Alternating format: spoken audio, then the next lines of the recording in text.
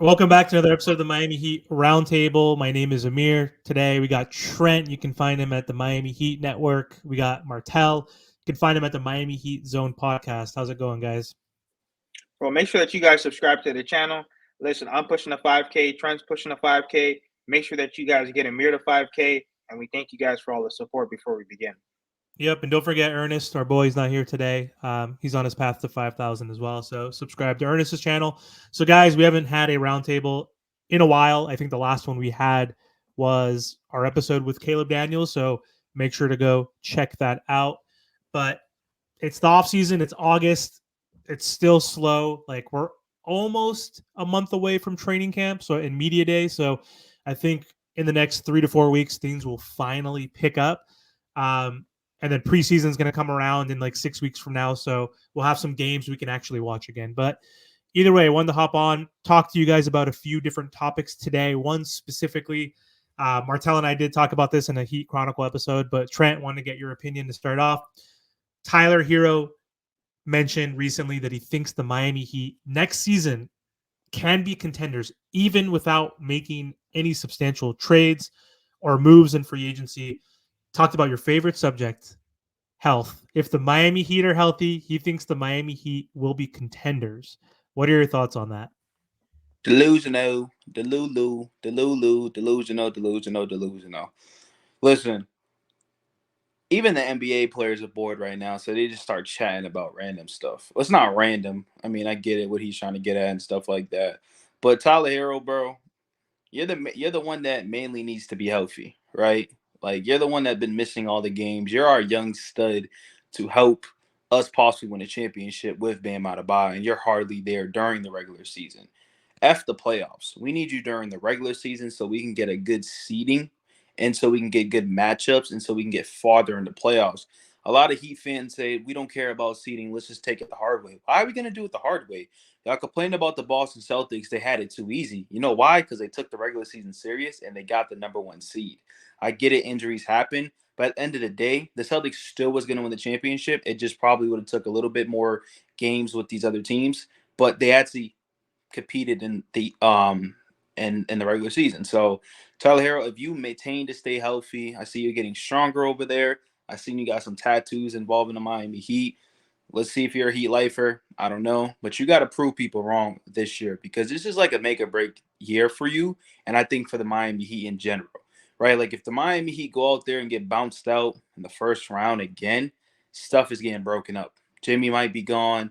Bam's obviously going to stay. He's our cornerstone piece, but Tyler's going to be out of there. And I think they rely on this Kelel Ware, Jaime Jovic, young core, and Kashad Johnson, and all these other young players. And to be honest with you guys, I'm at the point where if it's mid-season and we're struggling, I'm to the point where it's just like, let's just have fun next year. And when I say have fun, let's just grow these young guys, right? Like, let's put no expectations on this Miami Heat team and let's go out there and have fun because these expectations for this team is just, it's not happening. It's just not. I don't care what anybody says. Tyler's saying we can win the East and win the championship. No, we're not. Maybe we can go to the playoffs and make a Eastern Conference playoff run, but we've been doing that. I've been saying that to you guys for years now. We've been doing that. Like that's not an accomplishment no more. And we've been to the finals twice. We didn't win. Those are no longer accomplishments. When you get there and continue to lose, just to get there again, that doesn't make me happy. Get the job done. So I get why he's saying it. You can't say anything else, like media wise, or they're just gonna come at you. But yeah, I'm not buying it. I'm really not buying it. Yeah, Martel. So the front office is also saying the same thing. So like a player obviously needs to be confident in his team before the season starts. Obviously, believes in himself, believes in his teammates. So of course he's going to say that to be positive. But the front office has even said that we like this team. They've said that so many years in a row. We have enough. Like we're running it back with the same core for the sixth time. And Trent mentioned this is Tyler's last chance. This is Jimmy's kind of last opportunity. We've been saying that for so long, and injuries we've been plagued with those the entire Jimmy Butler build. And to Trent's point, if we do falter for the first half of the season and we're like 20 and 28 or whatever it may be at All-Star break, there could be a real possibility of one, we either trade Tyler Hero if anybody wants him out there, or even Jimmy Butler because of that expiring contract, because he's going to have that player option. So there could be a world where we might have to even trade Jimmy Butler. But before we get to that point, though, Martel, what do you think about the front office saying that they think we have enough if healthy, and just also your thoughts on Tyler's sentiment? So I see why they say they have enough, only because think about all the moves that they've made. They've made decent moves. Could they have made better moves? Yes, I totally agree. They could have made better moves in terms of why is Caleb Martin, like and Haywood Heisman playing the four next to Bam about 2 years in a row. And, once Kyle Lowry really started to decline, I think they should have moved off of him a little bit quicker. But they also made a lot of moves that just didn't work out. Kyle Lowry, Victor Oladipo, no one's going to expect that Tyler Hero's going to break his hand. Then he misses 40 games. Then Terry Rozier, you trade him, you give him a first round pick. His neck is injured. Duncan Robinson's back. Jimmy Butler. So I understand why they say that, they have a competitive team. And I still think they can contend because they have Jimmy, Bam, Tyler, and Terry. 4 20-point per game scorers. Have we been able to see that on the court? No. But I'm still hopeful with Eric Spoelstra. And if you're telling me that Eric Spoelstra cannot help a team in Terry, Tyler, Jimmy, and Bam, then how is he the best coach in the NBA? I think he's the best coach in the NBA, along with Jaime Jaquez Jr., which I think he's going to have a really good season, and I think he's going to shock a lot of people. Duncan Robinson, he's coming back healthy, which he has more of a well-rounded game. Now, to say that they can compete with the Boston Celtics, to be honest, that's the only team that I fear. I don't fear Cleveland. I think Orlando is a good young team. I think we're a better team or a better well-rounded team than the Orlando Magic. The Milwaukee Bucks, Dame got a year older, and Giannis is carrying all the work. I don't really believe in that team either. The 76ers, Paul George and Joel Embiid, they have to be healthy first before they even talk about championship. So really, it's really us and the Miami Heat, like in the Boston Celtics, all over again. Because there's so many different things that can break our way in terms of, look at last year. The Boston Celtics had a cakewalk to the NBA Finals. And even when they were in the NBA Finals, they played a Luka Doncic that was hurt. So at the end of the day, you could really never count out this Miami Heat team because so many different things can go our way in a season. So many different things can happen to other teams. All I'm saying is, obviously, we didn't want to run it back, but I'm very excited to see what does this team look like with everybody healthy, at least for the first 10 games. Trent, what are your thoughts on that? Martel only fearing the Boston Celtics because I mean, if healthy, the Knicks and the Sixers, even the Bucks, which is a big if because obviously Middleton's knees cooked, but he is their third option, which is a damn good scoring option when healthy. Can the Miami Heat compete with that upper echelon? We already know that you think the Magic might be even leapfrogging the Miami Heat next season. So, I mean, it's a big if, but I'll what are say your this. thoughts? There's a lot of better regular season teams because the Miami Heat are a terrible regular season team. However, this is why we need to take the regular season seriously as well because we have a bunch of games. We're playing Washington, we're playing Charlotte, we're playing Orlando, we're playing all these crappy teams to start the season. There's no excuse for us to be 8-8. The only really hard team on paper that we're going to be playing within the first 10 games is the New York Knicks. Other than that, we need to be winning some more games to start off the season the proper way. I will say too, early in the schedule, we play Orlando Magic a lot. So, whatever his name is, Unk, that bet's still going on because we play them early in the year. We play them. We play them. We play them a lot. So that'll be interesting to see. Like I said, I'm rooting for this Miami Heat team, but they just haven't really shown me enough these last couple of years. Everybody wants to call me a hater. Everybody wants to call me a fake fan, but I just call how it is. I'm an NBA fan at the end of the day. So I view all these other teams, and I don't just look at the Miami Heat because when you just look at the Miami Heat aspect, in my opinion, I feel like that's a fan aspect, and you're being a little bit delusional. You got to look at all the teams and see what's going on in the NBA, and that's kind of how I view everything. Like you look at the Western Conference, I think there's teams better than the Miami Heat. You have to win championships.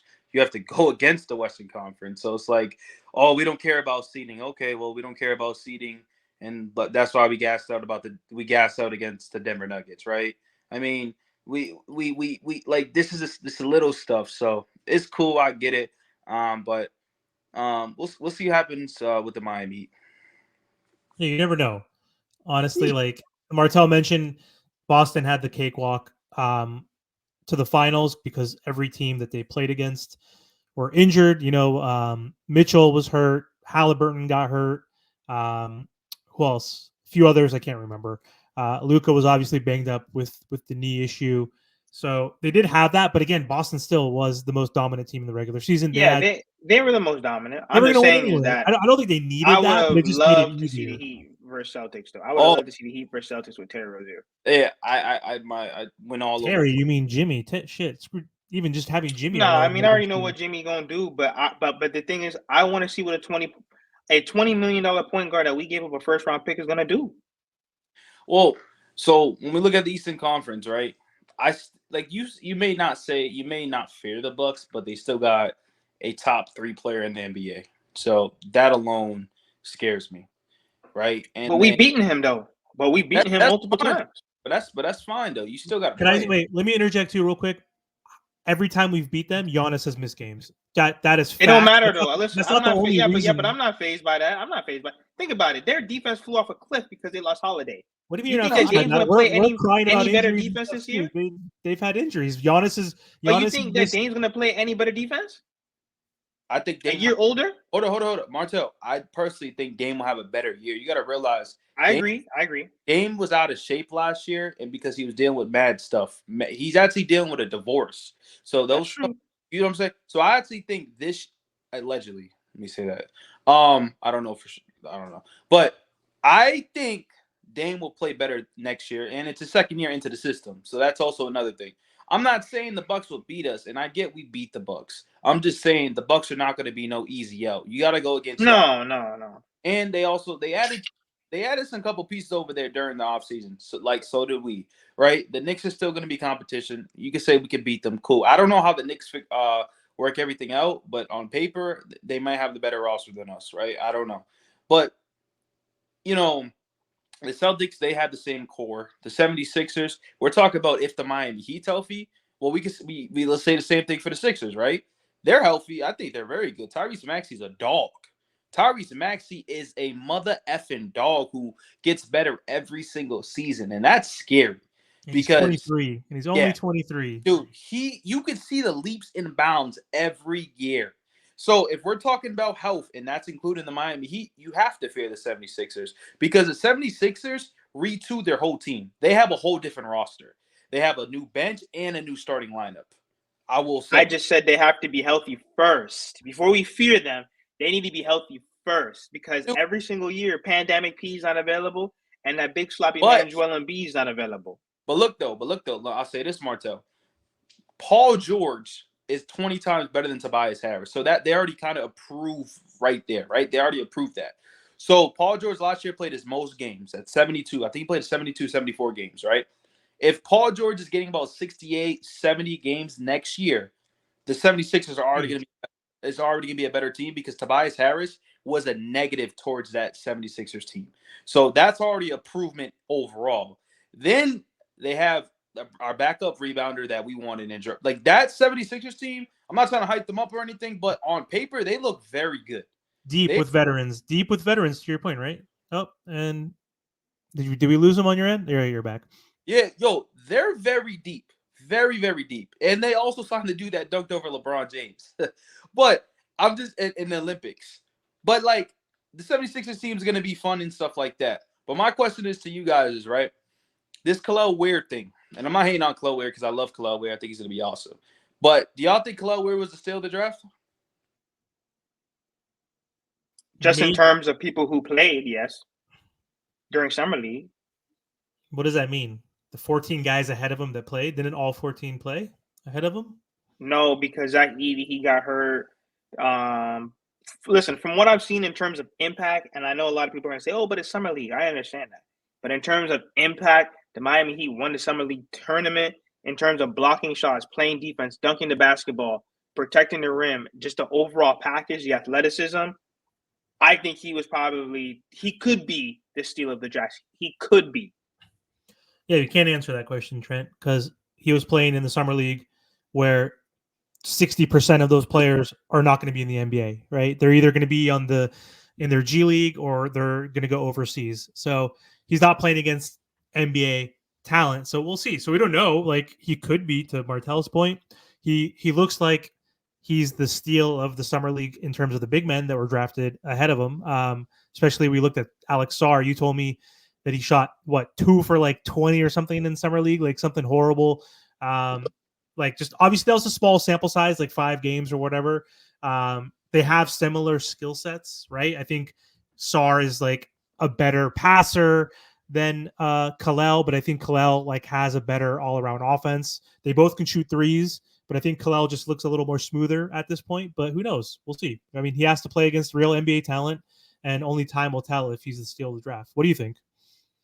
I think we seen good. I think we seen good signs, and I think we seen some stuff that needs to be worked on, and that's fine because at the pick that he got drafted at, you're not supposed to be that number one guy. And coming into this draft, there wasn't really that number one guy like Victor and Zion and Anthony Edwards or whatever the case. You know what I'm saying? Like there was never that franchise guy. Like Alex Carr is not going to be a franchise guy, and maybe he proves me wrong, but I don't think none of these guys are franchise guys. So we've seen a lot of stuff from Kalel Weir, but also his drop defense is fucking horrendous, and that's scary to me. I'm gonna be honest with you. When I say drop defense, Job and all these guards are gonna attack Kalel Weir. He struggled with that really, really bad. So if Spo is big on defense, he could possibly get kicked off the floor if you're not going to be playing the pick and roll correctly and guarding that lob and guarding the rim and stuff like that. I get we have Bam, but that is a little concerning. But I think